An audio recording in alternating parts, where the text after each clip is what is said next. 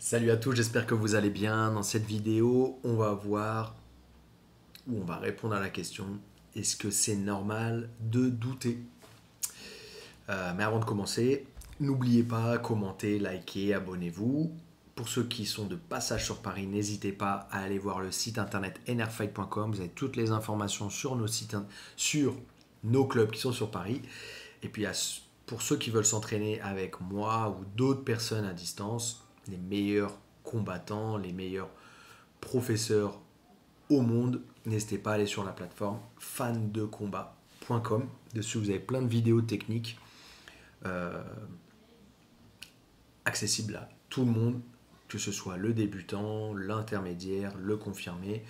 Voilà, c'est quelque chose qui va vous aider à progresser à distance. C'est vraiment important et c'est quelque chose qui, moi, personnellement, m'aide énormément et je pense qu'il aide beaucoup de personnes.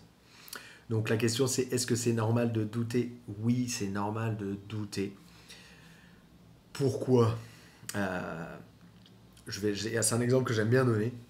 Euh, En fait, souvent on va douter quand on va avoir des émotions négatives ou des pensées négatives.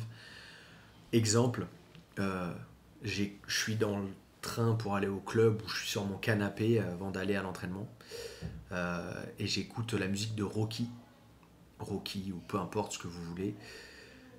Je vais avoir envie de tout arracher. Et là, je suis sûr que l'entraînement, ça va bien se passer. Je vais battre tout le monde, même des gens que j'ai jamais battus. Je vais les battre. Je suis motivé, j'ai le regard, l'œil du tigre. Je vais y aller, je vais tout arracher. Là, je ne vais pas douter, je suis sûr de moi. Par contre, j'écoute la musique du Titanic avec Céline Dion, dont Émilien Bouillard, notre professeur ceinture noire, est fan, est allé à tous ses concerts. Euh, et là, j'ai pas forcément envie d'aller à l'entraînement. Si je suis sur mon canapé, que je ferme les yeux et que j'écoute la musique du Titanic, je vais plutôt avoir envie de me jeter par la fenêtre ou d'un bateau que d'aller m'entraîner. Tout ça pour dire quoi? C'est que en fait, vos émotions ou des choses extérieures à vous-même vont vous procurer des émotions qui peuvent vous faire douter. D'accord? Vous faire douter ou vous donner l'envie ou pas l'envie de vous entraîner. Et en fait, c'est pour ça, j'en ai parlé dans une autre vidéo, que c'est vraiment important de faire en sorte que euh, votre progression ne repose pas sur votre émotion. Si vous reposez votre progression, donc le fait d'aller s'entraîner sur vos émotions, vous allez vous entraîner une fois sur trois, parce qu'il y aura toujours quelque chose pour vous empêcher d'y aller. Euh, Exemple, c'est lundi. Lundi, j'ai envie de m'entraîner parce que je me suis reposé normalement le week-end. Le lundi, j'ai la patate, j'ai envie d'aller m'entraîner. Donc lundi, je vais m'entraîner. L'entraînement s'est terminé à 22 h, le temps que je rentre, je mange. Souvent en plus, j'ai la flemme de me faire manger, donc je vais manger des bêtises, un grec, un kebab ou un McDo. Je ne vais pas boire assez. Bref, le mardi, je me réveille. Wow, wow, cette première journée, c'était dur. Et le mardi, j'ai un peu moins envie d'aller m'entraîner. Donc je vais douter. Donc, oh là là, oh, est-ce que j'ai envie d'y aller aujourd'hui? Ou est-ce que c'est vraiment pour moi? Oh, est-ce que... oh, à quoi bon? À quoi bon? En fait, la fatigue va vous faire avoir des pensées négatives et va vous amener à douter de vous et de votre pratique. Donc encore une fois, il ne faut pas que votre pratique repose sur vos sentiments, sur ce que vous ressentez. D'accord? Il faut être discipliné. Et si vous vous avez dit que vous entraînez tous les lundis, mercredis, vendredis, vous vous entraînez tous les lundis, mercredis, vendredis. Peu importe ce qui arrive, vous devez y aller. Vous devez y aller. D'accord? Sauf si c'est si votre femme va accoucher ou que vous-même vous allez accoucher, bien évidemment. Mais pour 90% des autres des raisons que vous pouvez trouver pour essayer d'esquiver l'entraînement, vous devez y aller. Je ne dois pas esquiver l'entraînement. Un autre exemple aussi que j'aime bien prendre, ou même que je peux parler là de moi personnellement. Par exemple, la semaine dernière, je suis allé m'entraîner dans un club où il y a un bon niveau général et puis le professeur à chaque fois il me bat, il me défonce, bref c'est compliqué quoi. il a 10 kilos de plus que moi, il est très fort physiquement, et puis techniquement, il a un jeu à lui très fort, très installé, très basique, très simple, mais qui marche très bien, et à chaque fois, il arrive à m'avoir, quoi. Et la semaine dernière, je me suis entraîné là-bas, et pour la première fois, bah voilà, j'ai fait un bon entraînement avec lui, puis j'ai fait un bon entraînement avec tous les élèves. Je suis sorti de là, waouh, enfin, je me suis senti bien, quoi. J'avais une bonne sensation, voilà, bon, avec les années, avec l'expérience, je m'enflamme pas. Je sais que c'était que un entraînement, mais ça montre que je progresse. D'accord. La progression, ça va jamais être comme ça. Ça va être ça, je vais perdre, je vais perdre. Hop, je remonte, je suis un peu plus haut, je vais redescendre, je vais remonter, je vais redescendre, je vais remonter, et ainsi de suite. Ça va être comme ça la progression. Et même des fois, à cause d'une blessure, bah, je vais tout redéperdre, puis je vais devoir remonter, remonter, remonter, redescendre, remonter, remonter, remonter, redescendre. C'est normal. C'est des cycles. C'est normal qu'il y ait des cycles comme ça.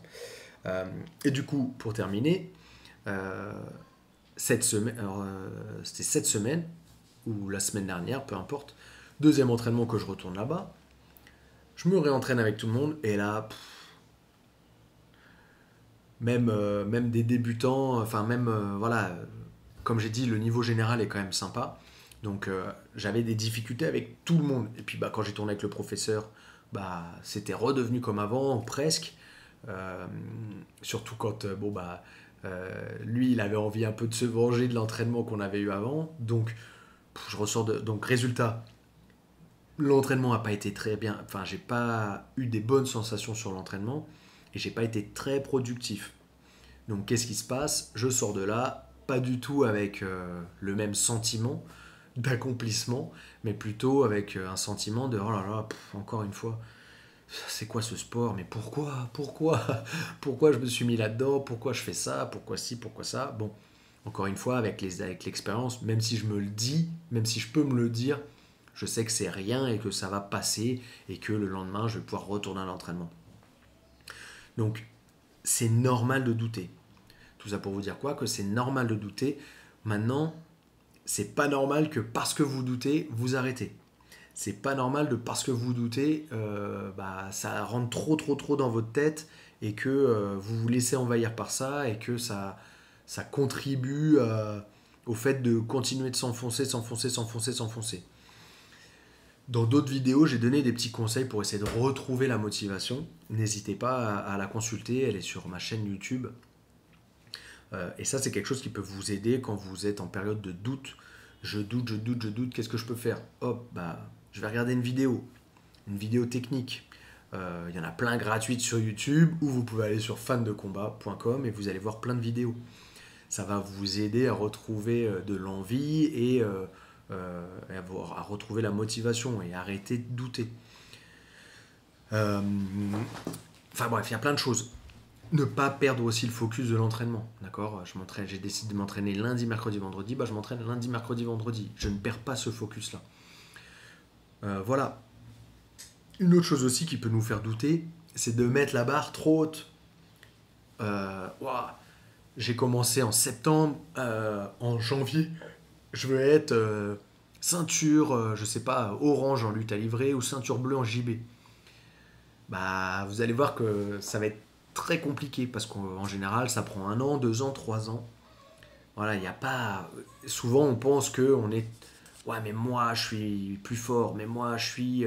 Je sais pas quoi. Non, on est presque tous égaux et c'est normal que tout prenne du temps. D'accord. Il y a des gens qui sont talentueux, mais ça reste très rare. Il y a très très peu de gens talentueux. En vrai, le talent, il réside dans le fait de jamais abandonner et de toujours continuer de s'entraîner et dans la discipline que vous allez mettre dans votre pratique. Le talent, il réside pas dans oh putain, lui il vient, il s'entraîne, il défonce tout le monde. Ça existe quasiment pas. C'est 99,9% des gens qui rentrent dans un club de sport, il n'y a pas de talent. Il n'y a pas de talent. Le talent, je crois que c'était. Je sais plus comment il s'appelle, le chanteur. Vous pouvez le mettre dans les commentaires si vous voulez bien m'aider. Qui disait que le talent, c'était ça, c'était la discipline, c'était avoir cette vision et puis de s'entraîner ou de continuer de travailler. C'est ça le talent. D'accord, donc voilà, donc il n'y aura pas de miracle. Donc c'est normal de douter. Euh, dans votre pratique, vous allez douter. On doute, on peut douter toutes les semaines, on peut douter tous les jours. C'est normal. Euh, voilà, de douter de votre pratique. Et pour terminer cette vidéo, un exemple que je voudrais vous prendre, qui moi m'a m'a fait changer la façon de voir l'enseignement et même l'apprentissage. C'est la première fois que j'ai fait du surf. En fait, c'était au Brésil. Je suis parti donc dans un endroit où ils proposaient des cours de surf. Et en fait, l'argument de vente, c'était c'était 25 ou 30 euros le cours particulier, donc le cours avec une seule personne, avec un professeur, et vous êtes tout seul.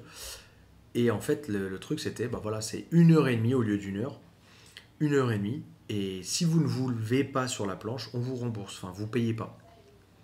Je me suis dit, putain, ça veut dire qu'on peut se lever alors que pour moi, le surf, c'est dur pour se lever, on n'arrivera pas à se lever et tout. Bon, je me suis dit, tiens, je vais essayer. Donc j'y vais, et en fait, dans leur cours, ils font tout pour qu'on se lève. C'est-à-dire, bon, déjà, il y a toute une partie théorique. Donc on est sur le sable, on nous apprend à nous lever, la technique et tout.